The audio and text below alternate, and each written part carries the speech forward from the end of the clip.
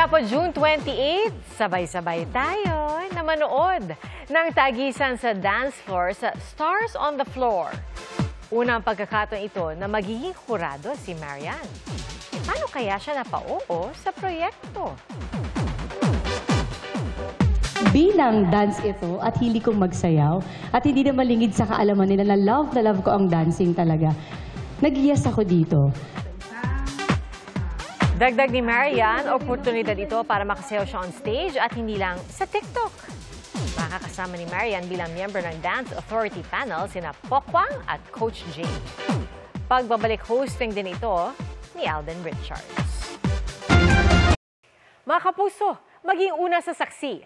Mag-subscribe sa GMA Integrated News sa YouTube para sa iba't ibang balita.